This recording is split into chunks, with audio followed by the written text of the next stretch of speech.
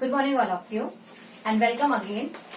In our last class, we learned about the adjustment of goodwill and accounting treatment of journal reserves, accumulated profits, P and accumulated losses,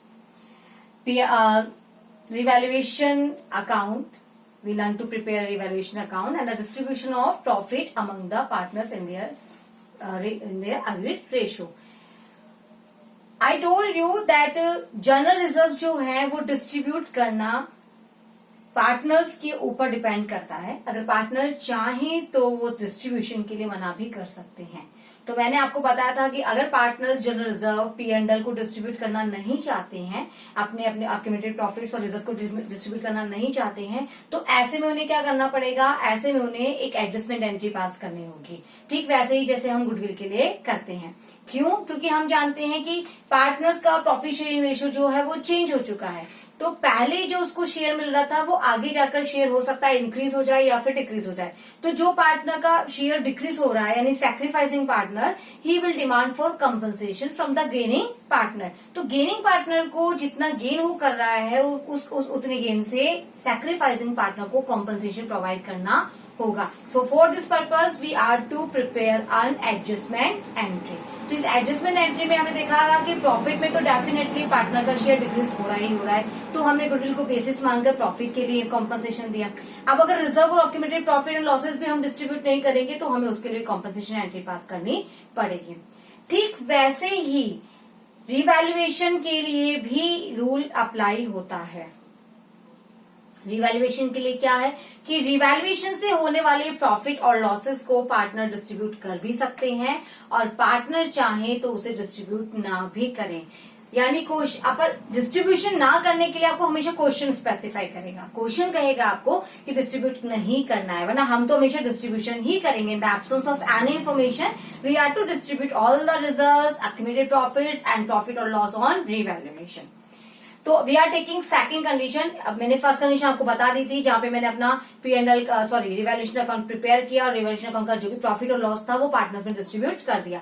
but now question is saying that partner do not want to record the revise value of assets. Partner अपनी assets की revised value record करना नहीं चाहते. इसका मतलब question कह रहा है कि वो प्रॉफिट और लॉस का डिस्ट्रीब्यूशन नहीं कर सकते. क्योंकि अगर किसी भी असेट्स की प्राइस इंक्रीज या डिक्रीज हुई है, किसी भी लाइबिलिटीज में चेंजेस आए हैं, तो न्यू बैलेंस शीट में वो अपनी नई प्राइस से ही रिकॉर्ड होंगे.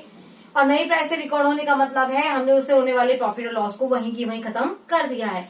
बट यहाँ पर क्वेश्चन कह रहा है कि नहीं, हमें तो रिवाइज वैल्यू शो नहीं करनी है. अब अगर रिवाइज वैल्यू शो नहीं करोगे तो उसका डिफरेंस का अमाउंट भी आप डिस्ट्रीब्यूट नहीं कर सकते हो. पर पहले जो असेट्स की वैल्यू थी वो वैल्यू अब नहीं रही है. पहले असेट्स कम प्राइस पे शो हो रही थी, अब वो ज्यादा प्राइस पे शो हो रही है. तो जो पार्टनर का शेयरिंग रेशियो कम हुआ है उसको तो डेफिनेटली आगे जाके लॉस होने वाला है. तो इसके लिए हम क्या करते हैं, इसके लिए हम यहाँ पर भी उसे कॉम्पनसेशन प्रोवाइड कर देते हैं. यानी कॉम्पनसेशन की कैटेगरी में एक और आ जाता है, वो है आपका प्रॉफिट और लॉस ऑन रीवैल्यूएशन. कब? जब हमें क्वेश्चन मना करता है. क्वेश्चन अगर क्वेश्चन आपको स्पेसिफिकली कहेगा कि हमें रिजर्व्स डिस्ट्रीब्यूट करने हैं या नहीं करने हैं, रिवैल्यूएशन का प्रॉफिट लॉस डिस्ट्रीब्यूट करना है या नहीं करना है. रिजर्व्स के लिए वो कुछ नहीं कह रहा है, बट आपको रिवैल्यूएशन के प्रॉफिट और लॉस के लिए कह रहा है. तो ध्यान दीजिएगा, रिजर्व के लिए उसने कुछ नहीं कहा. रिजर्व तो डिस्ट्रीब्यूट किए जाएंगे पार्टनर्स में ओल्ड रेशो के अंदर, लेकिन उसने रिवैल्यूएशन के प्रॉफिट लॉस के लिए मुझे मना कर दिया. तो यहाँ पर मैं उसको डिस्ट्रीब्यूट नहीं करूंगी, मैं उसके लिए एडजस्टमेंट एंट्री पास करूंगी.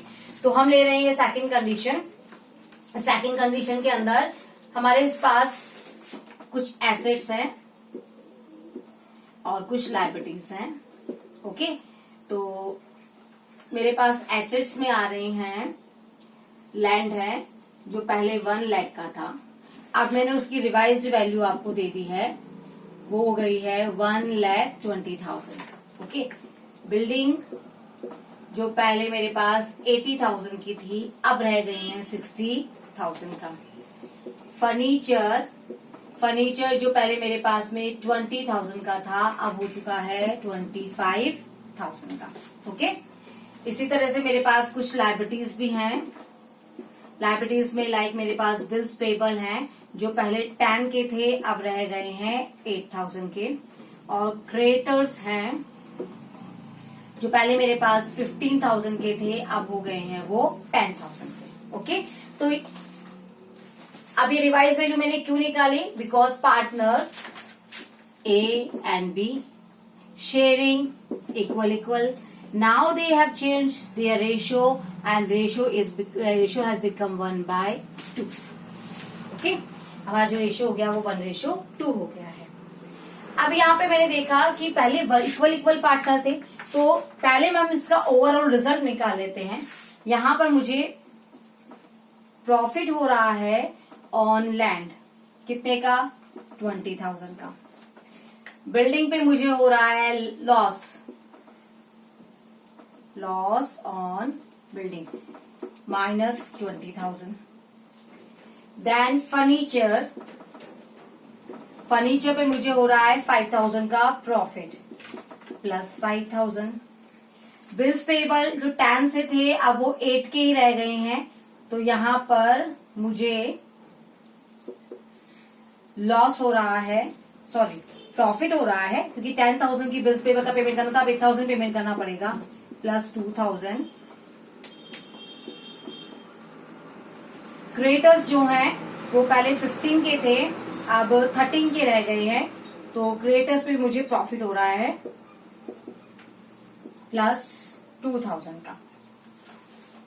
ओके, इसको भी 5,000 का हम कर लेते हैं। लैंड पे 1 लाख से 1,20,000 हो गया, 20,000 का प्रॉफिट हुआ। बिल्डिंग 80 से 60 की रहेगी, मुझे 20,000 का लॉस हुआ। फर्नीचर 20 से 25 हो गया, मुझे 5,000 का प्रॉफिट हुआ। बिल्स पेबल और क्रेडिटर्स पहले के कंपेरिजन में कम हो गए हैं, तो मुझे 2,000 और 5,000 का क्या हो रहा है? प्रॉफिट हो रहा है। तो मेरा ओवरऑल जो है, मैं रिजल्ट अगर देखती हूँ तो मुझे प्रॉफिट हो रहा है, प्रॉफिट ऑन रीवैल्यूएशन। मुझे टोटल प्रॉफिट जो हो रहा है वो हो रहा है 5 और 5 10 और 2 12 20 कैंसिल, मुझे 10,000 का प्रॉफिट है। मेरा प्रॉफिट कितने का है? 10,000 का, नहीं सॉरी 12,000 का। 5 + 5 + 2 प्रॉफिट है रीवैल्यूएशन पे मुझे 12,000 का प्रॉफिट। ठीक है, आप इस प्रॉफिट को डिस्ट्रीब्यूट करना है या नहीं करना है, तो क्वेश्चन आपको स्ट्रिक्टली कह चुका है we don't want to record the revise value of assets, यानी हमें ये रिवाइज वैल्यू रिकॉर्ड नहीं करनी है। हम अभी बैलेंस शीट में अभी भी ओल्ड वैल्यू रिकॉर्ड करने वाले हैं, तो आप इस प्रॉफिट को डिस्ट्रीब्यूट नहीं कर सकते। आपको इसे क्या करना पड़ेगा? एडजस्टमेंट एंट्री के थ्रू आपको इसकी कॉम्पनसेशन एंट्री पास करनी होगी। तो इसके लिए हमें चाहिए पहले गेनिंग या फिर सैक्रिफाइस। हमारा फॉर्मूला है ओल्ड माइनस न्यू। ए पहले 1/2 लेते थे, अब जो इनका शेयर है वो 1/3 है। बी का ओल्ड रेशियो पहले 1/2 था, अब इनका रेशियो 2/3 है। एलसीएम ले लेते हैं, एलसीएम आता है 3 - 2, तो हमने देखा 1/6 से सैक्रिफाइस किया है ए ने, एंड 1/6 से गेन कर रहे हैं बी। और हमारी कॉम्पनसेशन की एंट्री क्या थी? Gaining partners capital account debit to sacrificing, तो यहाँ पर बी को कॉम्पनसेशन देना है। बी कैपिटल अकाउंट डेबिट किसको? ए को। सैक्रिफाइस किया उसने, बी ने 1/6 गेन किया तो ए ने 1/6 सैक्रिफाइस किया, तो हमें देना है 1/6 ऑफ 12,000, 2,000 का ये कॉम्पनसेशन। अगर क्वेश्चन ने मुझे ये कंडीशन ना दी होती कि that they do not want to record the revise value, तो मैं इसे डिस्ट्रीब्यूट कर देती, 12,000 को पूरा का पूरा डिस्ट्रीब्यूट करती ए और बी में इन देयर ओल्ड रेशियो 1:1 में, और मेरी एंट्री होती revaluation account debit to A's capital to B's capital 6,000 for both.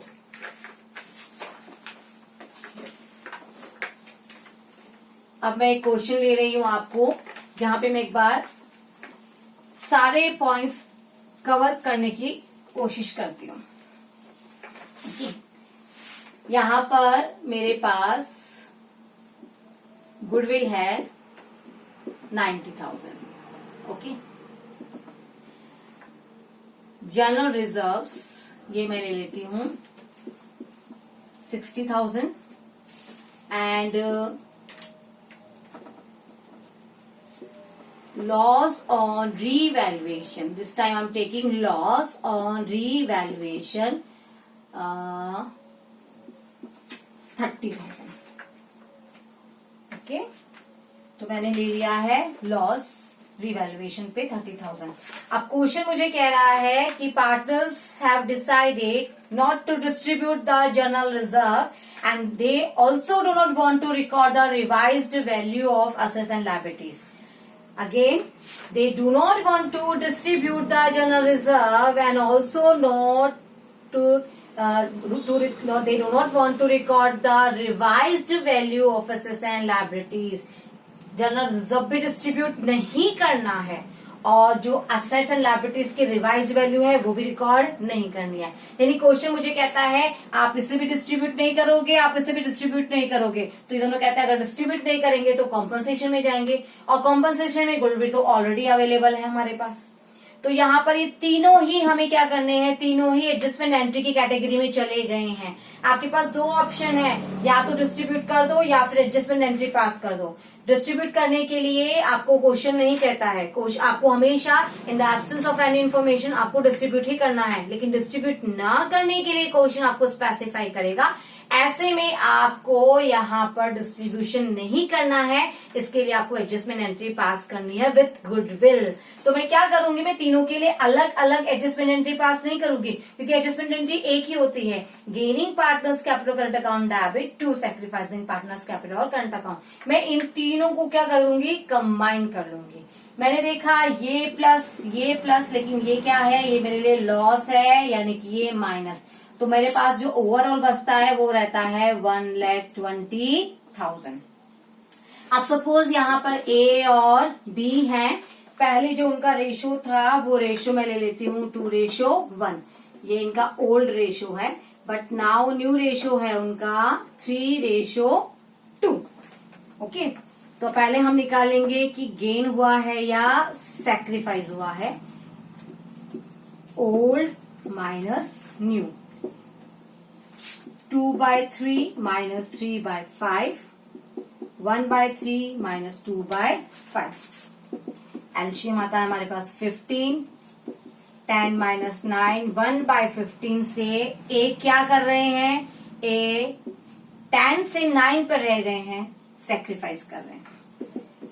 इसी तरह से मैंने यहाँ एलसीएम लिया, यहाँ पर 5 से 6 पर आ गए हैं बी, तो 1/15 से गेन कर रहे हैं। ओके, यानी 1/15 पार्ट इनका इंक्रीज हो गया है, तो उनका 1/15 पार्ट डिक्रीज हो गया है। तो यहाँ पर B will provide the compensation to A and the entry will be B's capital account debit to A's capital account. Current account भी हो सकता है, रिमेम्बर कब, when we have maintain the capital account on fixed method. Okay, so fixed word will be given. Okay, अब हमें देना है 1/15 of 1/15 ये देगा, 1/15 ये लेगा, किसका अमाउंट 1,20,000 का। तो हमारी एंट्री हो जाती है 8,000। आ गया समझ में? क्या किया मैंने, यहाँ पर मुझे क्वेश्चन ने क्लियरली मना किया था रिजर्व डिस्ट्रीब्यूट नहीं करने हैं, क्लियरली कहा था कि रिवाइज वैल्यू आपको रिकॉर्ड नहीं करनी है। इसका मतलब वो कहना चाह रहा है कि आप पार्टनर्स कैपिटल अकाउंट में ट्रांसफर नहीं कर सकते, तो फिर मुझे क्या करना है, मुझे इसे एडजस्टमेंट एंट्री में लेके जाना है। गुडविल के लिए हम हमेशा जानते हैं कि goodwill are expected future profits, तो उन्हें तो हमें हमेशा ही क्या करना है, हमेशा उसके बेसिस पे हमें अपनी एंट्री पास करनी है, adjustment entry for providing compensation. Okay, हम एक कंप्लीट एग्जांपल और देती हूँ। लाइक मेरे पास 3 पार्टनर हैं, B, C and D, and their ratio 3:2:1, but now they have changed their ratio and ratio has become 4:4:1। Okay, मुझे बैलेंस शीट गिवन है, बैलेंस शीट में मेरे पास में there are some assets and some liabilities and reserves are also given. Reserves में मेरे पास में है 42,000 के रिजर्व्स हैं। मैं आपको सिर्फ मेन में लिख देती हूँ। मेरे पास रिजर्व है 42,000 के, और वहीं मेरे पास में P&L का क्रेडिट बैलेंस भी है विच शोज ऑलवेज प्रॉफिट्स, जो है मेरे पास 21,000. Okay okay. Now assets and liabilities are given and there are some information are also given regarding some assets and liabilities. First, stock is to be valued at 20% less. तो stock मैं इनकी old value लिख देती हूँ और इनकी revised value लिख देती हूँ. स्टॉक की पहले जो वैल्यू है वो है 1,80,000. But now question saying that it will be valued at 20% less. इसका मतलब मेरे स्टॉक की वैल्यू रिड्यूस हो गई है 20% से, तो मेरी जो वैल्यू हो गई है वो हो गई है 36,000 की. Next, provision for doubtful debts to be increased by ₹1,500. ये मेरे पास डेटर्स हैं. डेटर्स 62,000 की हैं और उसमें से मैंने लेस कर रखा है प्रोविजन 2,000 का, यानी मेरे जो डेटर्स हैं वो है 60,000 की. बट क्वेश्चन कह रहा है कि आपका जो प्रोविजन है वो इंक्रीज्ड बाय ₹1,500. ध्यान से सुनना, provision for doubtful debts to be increased by ₹1,500. Question कह रहा है आपका जो भी प्रोविजन है उसमें 1,500 और इंक्रीज कर दो, यानी जो प्रोविजन 2,000 का था अब वो 2,000 प्लस 1,500 3,500 का हो जाएगा. और मैं जानती हूँ कि प्रोविजन हमेशा मेरे डेटर्स को रिड्यूस करता है, तो जहां डेटर में पहले मुझे 2,000 लेस करने थे वहां मुझे डेटर्स में से 3,500 लेस करने पड़ेंगे. तो मेरे डेटर्स की प्राइस तो और रिड्यूस हो रही है, यानी ये मेरे लिए क्या है, ये मेरे लिए मेरे डेटर्स को कम कर रहा है. फिलहाल कितना कम कर रहे, क्या वैल्यू रह जाएगी मेरी वैल्यू रह जाएगी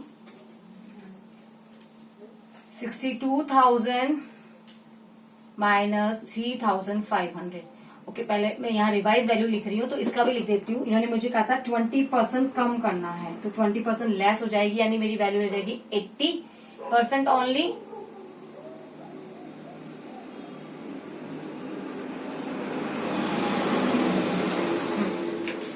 ओके, तो मेरी रिवाइज वैल्यू रह गई है. मैं यहाँ पर लिखती जाती हूँ प्रॉफिट और लॉस. मुझे यहाँ पर 36,000 का लॉस हो गया है. मैं इसे लॉस को ब्रैकेट से शो करूंगी 36,000 का, क्योंकि क्वेश्चन कहता है आपका स्टॉक 1,80,000 का था. रिवाइज वैल्यू कहती है कि वो 20% कम हो चुकी है. 20% कम होने का मतलब कितनी हो चुकी है, 20% लेस करना है, तो वैल्यू रह गई है 1,44,000, यानी डिफरेंस का अमाउंट कितना 36,000. डेटर्स जो थे वो 62,000 माइनस 2,000 60,000 की शो रहते हैं, लेकिन आप कह रहे हैं कि प्रोविजन जो है वो 2,000 का नहीं रहेगा, 3,500 का हो जाएगा. तो आपके जो डेटर्स रहने वाले हैं वो रह जाएंगे हमारे 50,500 के. तो ओवरऑल डिफरेंस अगर आप देखेंगे तो यहाँ पर 1,500 का हमें क्या है, लॉस है. नेक्स्ट पे चलते हैं. फर्नीचर जो है मेरे पास वो है 30,000 के, और फर्नीचर की इन्फॉर्मेशन है it's to be depreciate by 20%. ये 20% डेप्रिशिएट हो गया, यानी कि 100 की वैल्यू 80% रह गई. तो कितने के रह गए नए फर्नीचर आपका 24 का, तो आपको 6,000 क्या हो रहा है, यहाँ पे लॉस हो रहा है. 3,500 आर आउटस्टैंडिंग फॉर सैलरी, इसको बाद में लेते हैं. Building is to be valued. मैं एक बार बिल्डिंग की जो वैल्यू मुझे गिवन है in my books, that is 3 lakh. Now question saying that it will be valued at ₹3,50,000. इसकी वैल्यू जो हो गई है नई value 3,50,000, it is valued at 3,50,000. हमने 3,50,000 पे इसका वैल्यूएशन कर लिया है, यानी जो नई वैल्यू है वो 3,50,000 है, तो इट शोज 50,000 का profit. Next, 3,500 are outstanding for salaries. मुझे पहले आउटस्टैंडिंग कुछ भी नहीं गिवन था, नो आउटस्टैंडिंग सैलरी था, बट अब क्वेश्चन कह रहा है कि हमें आउटस्टैंडिंग सैलरी मिल गई है. पहले नहीं था, अब आ चुकी है मेरे पास में 3,500 का. तो 3,500 की लायबिलिटी बढ़ गई है, ये भी मेरे लिए क्या है, लॉस है. उसके बाद नेक्स्ट इन्फॉर्मेशन मुझे गुडविल की गिवन है कि जो गुडविल का वैल्यूएशन हुआ है, new goodwill after changing the profit sharing ratio, वो वैल्यूएशन हुआ है 45,000 पर. ओके, तो these are some information given. Now question क्या कहता है मुझे, partners do not want to record the altered value of assets and liabilities in the books and want to leave the reserves and profits undistributed. Question कह रहा है कि जो नई वैल्यूज आपके पास आई है ना अपनी असेट्स और लायबिलिटीज की, वो हमें बैलेंस शीट में शो नहीं करनी है। इसका मतलब मुझे बैलेंस शीट में फिर से वही ओल्ड वैल्यूज रिकॉर्ड करनी है। तो जो ये डिफरेंस का अमाउंट है जिसकी वजह से मुझे कुछ प्रॉफिट्स और लॉसेस हो रहे हैं, उनका क्या करना है, क्योंकि अगर मैं रिवाइज्ड वैल्यू नई वैल्यू रिकॉर्ड करती हूँ तो इसका मतलब सीधा सीधा है कि जो भी प्रॉफिट या लॉस है उसे आप लोग आपस में बांट लीजिए। लेकिन क्वेश्चन ने तो मुझे इसे रिकॉर्ड करने से मना कर दिया, तो इसे भी मैं डिस्ट्रीब्यूट नहीं कर सकती। Got it? आपको समझ में आ रहा है कि इसे मैं डिस्ट्रीब्यूट नहीं कर सकती। बहुत ज्यादा ध्यान देना है इस पॉइंट के ऊपर आपको कि डिस्ट्रीब्यूट करना है कि नहीं करना है। पहली बात, क्वेश्चन आपको हमेशा खुद कहेगा कि डिस्ट्रीब्यूट करना है कि नहीं, डिस्ट्रीब्यूट नहीं करना है, सॉरी डिस्ट्रीब्यूट नहीं करने के लिए। लेकिन वो कभी कभी इनडायरेक्टली कह देता है, कभी कभी इनडायरेक्ट वे में कहता है। लाइक इसने अभी कहा they want to leave the reserves and profit undistributed। यहाँ पे इसने नहीं लिखा do not want to distribute, इसने लिखा undistributed। तो आपको ध्यान रखना है, आप जब फ्लो में पढ़ते हैं तो आप ध्यान नहीं दे पाते, तो आपको बी कॉशियस। ऑलवेज आपको हमेशा ध्यान में रखना है कि मुझे इसमें डिस्ट्रीब्यूशन करूं कि नहीं करूं। ये आपको हमेशा क्वेश्चन खुद से करना है। मैंने आपको पहले बताया था कि जब हम कैपिटल अकाउंट मेंटेन करते हैं तो आप खुद से क्वेश्चन पूछिए, करंट अकाउंट लेना है कि मुझे फिक्स मेथड लेना है, करंट अकाउंट बनाना है कि नहीं बनाना है, या आप अपने आप से पूछेंगे। जब आप इंटरेस्ट ऑन ड्राइंग का क्वेश्चन सॉल्व करते हैं तो अपने आप से पूछेंगे पर एनम वर्ड है या नहीं है। ये आपको अपने आप में आदत डालनी है। इसी तरीके से जब आप ये क्वेश्चन करेंगे तो आपको हमेशा माइंड में रखना है डिस्ट्रीब्यूशन करूं कि नहीं करूं। जब आप खुद से क्वेश्चन पूछेंगे आप हमेशा अपना आंसर ढूंढ लेंगे। लेकिन अगर आप अपने आप से क्वेश्चन ही नहीं करेंगे तो ऑलवेज आप हमेशा मिस्टेक कर जाएंगे, जल्दबाजी में क्वेश्चन सॉल्व करेंगे और मिस्टेक कर जाएंगे। और ये आदत आपको अभी से बना के रखनी है, तब आपकी एग्जाम तक की आदत बनी रहेगी। आप ये सोचेंगे कि अभी मैं ध्यान नहीं देता हूँ और एग्जाम में सोच लूंगा, तो ये पॉसिबल नहीं होता, क्योंकि एग्जाम में तो हम और भी ज्यादा जो होता है, हमारे पास टाइम बहुत कम होता है और क्वेश्चंस बहुत सारे होते हैं। तो आपको अपने आप को आदत बनानी, अपने अंदर आदत डालनी है ये क्वेश्चंस अपने आप से पूछने की, ये करना है कि नहीं करना है। ओके, तो फिलहाल मेरे पास इन्फॉर्मेशन आ चुकी है। मैं रिजर्व्स को डिस्ट्रीब्यूट नहीं कर सकती हूँ, मैं ये प्रॉफिट और लॉस डिस्ट्रीब्यूट नहीं कर सकती हूँ। तो मुझे क्या करना पड़ेगा, मुझे एडजस्टमेंट एंट्री पास करनी पड़ेगी। और एडजस्टमेंट एंट्री के लिए ऑलरेडी एक और मेरे पास अवेलेबल है, वो है मेरी गुडविल।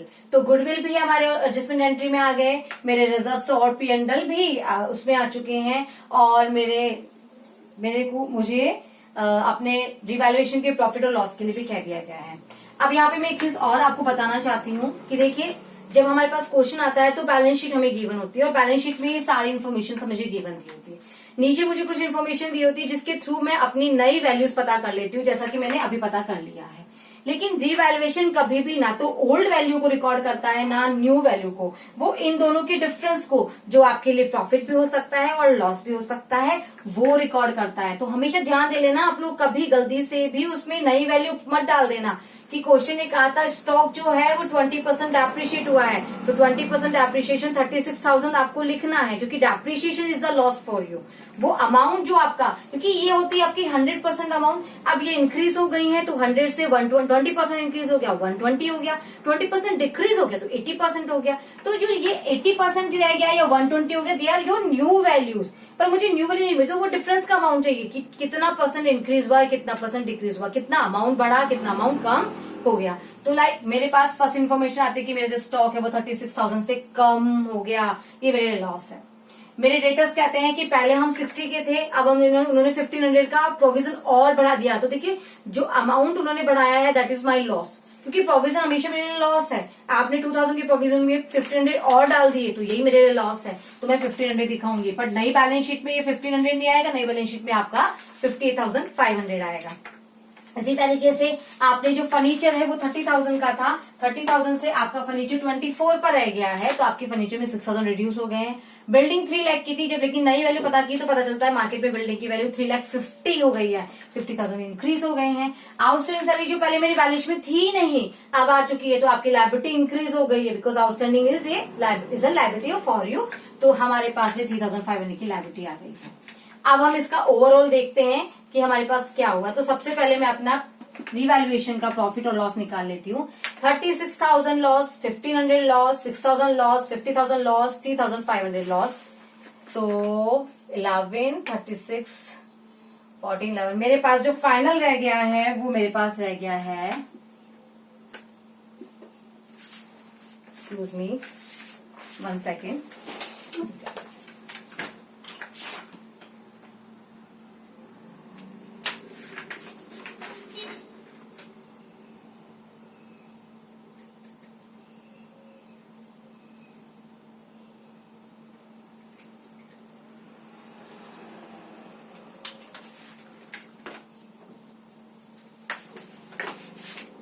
ओके।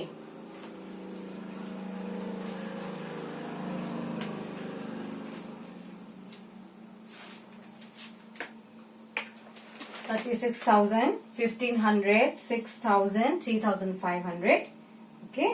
एंड जो प्रॉफिट है वो है मेरे पास में 50,000। Okay, there is one more value given. Plant जो है मेरे पास, प्लांट की जो वैल्यू पहले थी वो 2 लाख थी और मेरा प्लांट भी जो है वो 15% अप्रिशिएट हो गया। 15% अप्रिशिएट का मतलब है 30,000 जो है मेरे पास और रिड्यूस हो चुके हैं, यानी जो वैल्यू रह गई है वो रह गई है 85%, 1,70,000। तो 30,000 का लॉस ये आ गया। तो मेरे पास टोटल लॉस जो है वो है 30 प्लस 36, 66 प्लस 77 माइनस 20, मेरे पास 27,000 का लॉस रह गया है। Okay, 30 plus 36, 66 plus 5 and plus 6, total 77 में से 50,000 का प्रॉफिट कंज्यूम करने के बाद मेरे पास 27,000 का लॉस। तो मेरे पास है लॉस ऑन रीवैल्यूएशन 27,000। ओके, अब मुझे एडजस्टमेंट एंट्री पास करनी है। तो पहले तो मुझे पता करना होगा कि किसने गेन किया और किसने सैक्रिफाइस किया। तो B, C and D, old minus new. 3/6, 2/6, 1/6 ये उनका ओल्ड शेयर था। 4/9, 4/9 और 1/9 ये इनका न्यू शेयर है। एलसीएम जो लेंगे वो हमारे पास 18 आएगा। तो यहां मैंने देखा कि 1/18 से बी ने तो सैक्रिफाइस किया है। सेकंड देखते हैं, 2/18 से सी ने गेन किया है एंड 1/18 से डी ने सैक्रिफाइस किया है। तो बी और डी ने 1/18 सैक्रिफाइस किया है, तो 2/18 सी का गेन है। तो आपकी एंट्री जो होगी वो होगी C's capital account debit to B's capital to D's capital. Okay, अब कॉम्पनसेशन कैसे डिसाइड होगा? तो हमें कॉम्पनसेशन में मैंने कहा गुडविल तो ऑलरेडी ही है हमारे पास, तो हम कंबाइन अमाउंट निकालते हैं। तो गुडविल तो है ही हमारे पास 45,000 की। फिर उसके बाद में रिजर्व्स और P&L के लिए भी क्वेश्चन ने मना कर दिया, तो रिजर्व हम ले लेंगे 42,000 के, P&L ले लेंगे हम 21,000 का, और उसने मुझे रिवैल्यूएशन की डिस्ट्रीब्यूशन के लिए मना कर दिया है, तो इसे भी एडजस्टमेंट एंट्री में आना, लेकिन ये लॉस है इसलिए मैं इसे ऐड नहीं कर सकती, इसे मैं लेस करूंगी। तो ओवरऑल अगर हम देखें तो हमारे पास बचता है 81,000। इस अमाउंट पे कॉम्पनसेशन जो होगा, ये जो हमारी एडजस्टमेंट एंट्री होगी, इसका कैलकुलेशन होगा। तो हमें क्या करना है, सी देंगे 2/18 ऑफ 81,000, बी लेंगे 1/18 ऑफ 18,000, क्योंकि बी का सेक्रीफाइस 1/18 है। जितना सेक्रीफाइस करोगे उतना ही मिलेगा, जितना गेन करोगे उतना ही देना होगा। एंड डी का भी है 1/18 ऑफ 81,000। ओके, तो आता है 4,500 बी के लिए, 4,500 इनके लिए और 9,000 इनके लिए। ओके, तो ये रही हमारी entry. C's capital account debit by 9,000 to B's capital 4,500 to D's capital 4,500। तो मैंने क्या बताया इसके अंदर, यहाँ पर गुडविल कहती है कि याद रखिएगा ये गुडविल बैलेंस शीट में नहीं होती है। बैलेंस शीट में जो गुडविल होती है that is all goodwill. All goodwill तो ओल्ड रेशियो में ओल्ड पार्टनर्स में डिस्ट्रीब्यूट होकर खत्म हो जाती है। ये वो गुडविल है जो हमने जैसे ही रिकॉन्स्टिट्यूशन हुआ, रिकॉन्स्टिट्यूशन जिसके रीजन हो सकते हैं कि हम अपना प्रॉफिट शेयरिंग रेशियो चेंज कर रहे हैं, जैसा कि चैप्टर उसी के बारे में है, या कोई पार्टनर नया आ रहा है, या कोई पार्टनर जा रहा है, या फिर अमलगमेशन हो रहा है, उस कंडीशन में हम कैलकुलेट कर रिकॉन्स्टिट्यूशन होता है। तो हमें क्या करना होता है, हमें हर एसेट्स और लायबिलिटीज का नया वैल्यू पता करना होता है मार्केट में। तो ऐसे हमने गुडविल का पता किया जो है 45,000 की एट दिस टाइम। ओके, तो 45,000 वो गुडविल मैंने कॉम्पनसेशन में लिया, प्लस रिजर्व थे वो कॉम्पनसेशन में नहीं आते अगर क्वेश्चन मुझे उन्हें डिस्ट्रीब्यूट करने देता तो। वैसे तो हमें उन्हें क्या करना होता है, हमें ओल्ड पार्टनर्स में ओल्ड रेशियो में डिस्ट्रीब्यूट करके वहीं खत्म कर देना होता है, लेकिन क्वेश्चन ने मुझे मना कर दिया, question want to continue for the next year these reserves, तो वो आगे ले जाना चाहता है, want to carry it down. तो इसलिए हमें क्या करना पड़ेगा, हमें इसे भी अपनी गुडविल की कैटेगरी में लेना होगा। गुडविल का मतलब कॉम्पनसेशन की कैटेगरी में, एडजस्टमेंट की कैटेगरी में मुझे लेना होगा।